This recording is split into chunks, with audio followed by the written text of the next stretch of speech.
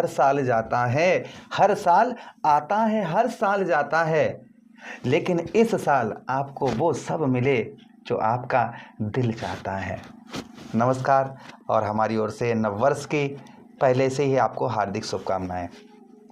जो मैं भविष्यवाणियां यहाँ पर करने जा रहा हूँ कर्क राशि के दर्शकों के लिए, वो उन्हें कोई मेट नहीं सकता है, वो होकर आपके साथ रहेंगे। मैं ऐसा क्यों कह रहा हूँ? मैं कोई हवा हवाई नहीं कह रहा हूँ।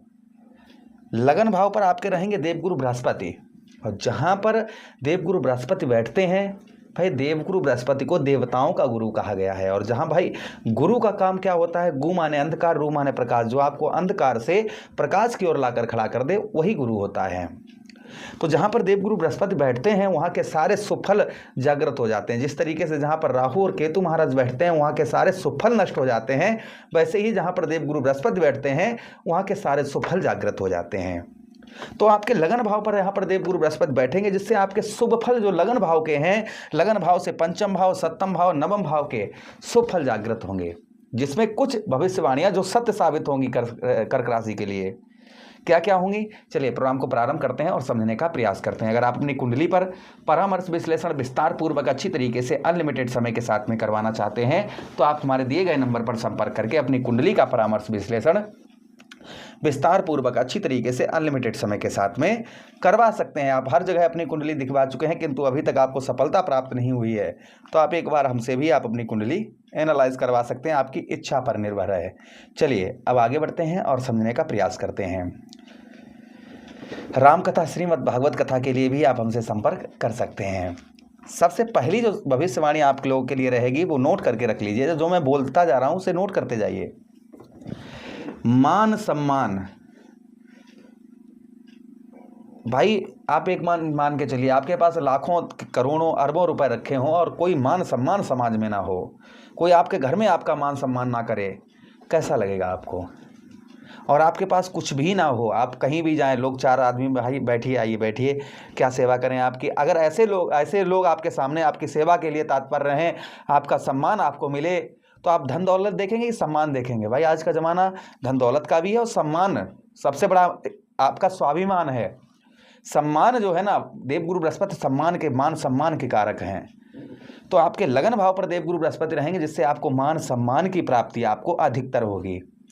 यानी कि समाज के अंतर्गत, समाज में आपको मान प्रतिष्ठा आपको प्राप्त होगी, लोग आपकी इज्जत करते हुए नजर आएंगे, लोग आपकी ओर आकर्षित होते हुए नजर आएंगे, लोगों की ओर आपका प्रेम भी बहुत ज़्यादा बढ़ता हुआ नजर आएगा, प्रेम में भी आपके बढ़ोतरी करेंगे। उसी के साथ ही साथ आगे चर्चा करते हैं हम। देवगुरु बृहस्पति की यश प्राप्त होगा, अर्थात मान सम्मान प्राप्त होगा। उसी के साथ ही साथ आपके लगन भाव पर जो प्रभाव देवगुरु बृहस्पति का देखने को मिलेगा, हेल्थ से संबंधित। कहते हैं कि पहलो सुख निरोगी काया, यानी कि ये शरीर जो है ना, बड़े भाग्य मानुष तन पावा,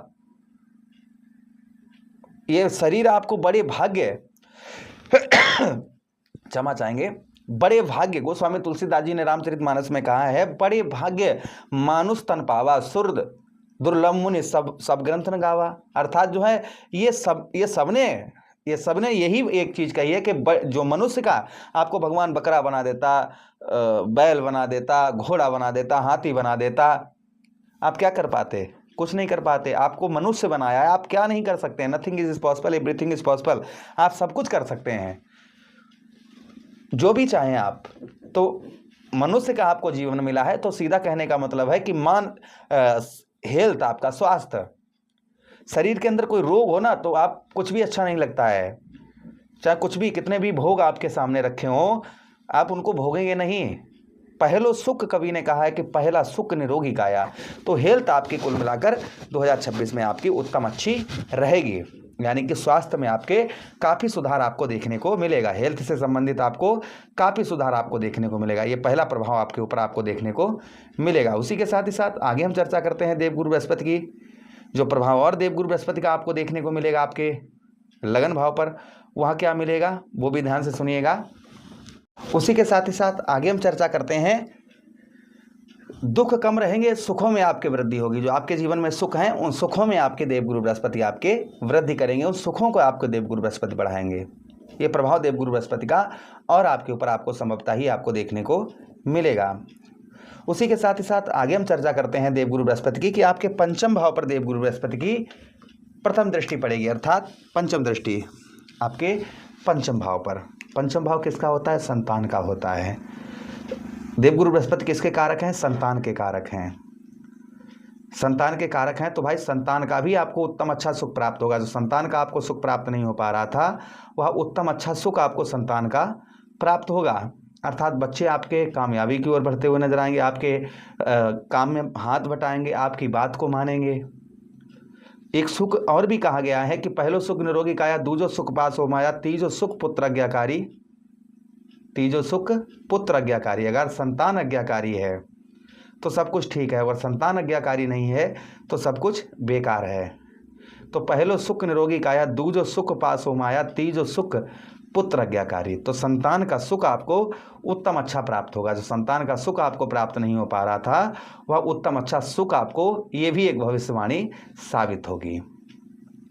उसी के साथ ही साथ में पंचम भाव विद्यार्थीगणों का, जो विद्यार्थीगण हैं, स्टूडेंट हैं, पढ़ाई करते हैं, अभी तक आपको शिक्षा से रिलेटेड कामयाबी नहीं प्राप्त हो पा रही थी, कोई भी कामयाबी आपको नहीं मिल पा रही थी, तो संभवतः ही आपको शिक्षा से रिलेटेड उत्तम अच्छी कामयाबी आपको प्राप्त होती हुई नजर आएगी। जो अभी तक आपको शिक्षा से रिलेटेड आपको कामयाबी नहीं मिल पा रही थी वह उत्तम अच्छी कामयाबी आपको प्राप्त होती हुई नजर आएगी। ये प्रभाव कहीं ना कहीं आपके ऊपर और आपको देखने को मिलेगा। उसी के साथ ही साथ आगे हम चर्चा करते हैं देवगुरु बृहस्पति की आपके पंचम भाव पर। बुद्धि, पंचम भाव हमारा किसका स्थान होता है? बुद्धि का स्थान होता है। बुद्धि के दाता कौन है? सरस्वती मैया, देवगुरु बृहस्पति, बुध महाराज। तो बुद्धि में भी आपके काफ़ी तीव्रता आपके रहेगी, बुद्धि में से आपको सफलता प्राप्त होगी। जो अभी तक आपको अपनी बुद्धि से सफलता प्राप्त नहीं हो पा रही थी वह आपको अपनी बुद्धि से उत्तम अच्छी आप सफलता प्राप्त करेंगे। बुद्धि से आप अपने धन में भी आपकी वृद्धि होती हुई नजर आएगी, अपने धन को भी आप बढ़ाते हुए नजर आएंगे। ये भी प्रभाव आपके ऊपर संभवतः ही आपको देखने को मिलेगा। उसी के साथ ही साथ आगे चर्चा करते हैं हम जो प्रभाव और देवगुरु बृहस्पति का आपको देखने को मिलेगा आपके सप्तम भाव पर। जिन लोगों का विवाह नहीं हो पा रहा था, विवाह से संबंधित परेशानियां चल रही थी, विवाह ही नहीं हो पा रहा था, उन लोगों का विवाह होकर रहेगा। जिनका विवाह नहीं हो पा रहा था संभवतः ही उन लोगों का विवाह होकर रहेगा, इसमें भी कोई संदेह शंका नहीं है। उसी के साथ ही साथ विवाह के साथ ही साथ में विवाह का तो योग आपके प्रबल होंगे ही होंगे। जिन लोगों के दाम्पत्य वैवाहिक जीवन में लड़ाई झगड़े चल रहे थे बहुत ज़्यादा, तो तुम मैं नोक झोंक ये चीज़ें चल रही थी, ये भी कहीं ना कहीं दूर होती हुई नजर आएंगी। ये भी प्रभाव आपके ऊपर आपको संभवतः ही देखने को आपको मिलेगा। उसी के साथ ही साथ व्यवसाय के क्षेत्र, व्यापार के क्षेत्र में काफ़ी वृद्धि होगी, व्यापार में आपके बढ़ोतरी होगी। जो व्यापार में आपकी बढ़ोतरी नहीं हो पा रही थी, व्यापार में आपकी वृद्धि नहीं हो पा रही थी, वह आपके व्यापार में उत्तम अच्छी वृद्धि आपके होती हुई नजर आएगी। ये प्रभाव कहीं ना कहीं देवगुरु बृहस्पति का और आपके ऊपर संभवतः ही आपको देखने को मिलेगा।